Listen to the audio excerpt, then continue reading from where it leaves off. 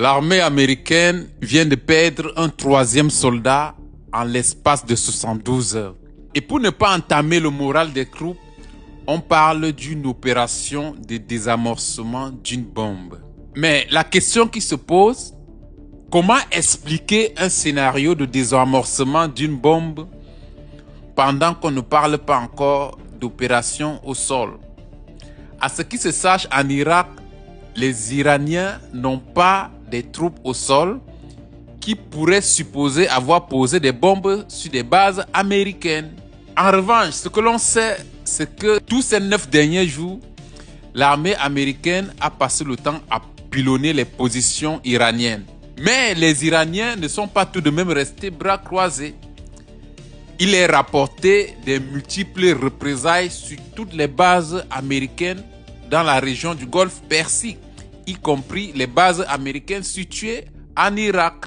À mettre en avant le scénario d'une bombe qu'on désamorcerait ne tient pas davantage debout. Ces séries de pertes des soldats américains commencent à révéler un futur fiasco qui était déjà prévisible en cas d'intervention terrestre.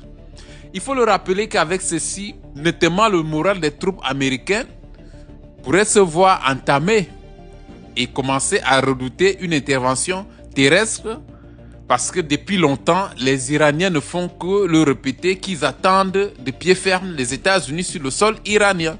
L'Iran a pilonné sans relâche le Bahreïn, le Koweït, le Qatar, l'Irak, la Jordanie, d'où il est rapporté les pertes des soldats américains. Donc il est impossible de brandir un scénario de désamorcement d'une bombe qui aurait mal tourné. Est-ce que les bombes larguées par l'Iran n'auraient pas explosé? Ce qui justifie que ce soldat serait allé tenter une opération suicide de désamorcer une bombe. Ce que je pense pour ma part peu probable. Il y a des techniques de désamorcer des bombes qui sont celles d'exposer la vie d'un soldat américain. Ce qui se dessine là est simplement le signal d'un scénario d'un autre fiasco sur un théâtre d'opération inédit des forces armées américaines. Au stade actuel, les États-Unis doivent trouver un moyen de justifier ces pertes. Tout en sachant qu'en langage militaire, lorsqu'il est parlé d'un soldat, il faut le multiplier fois 3.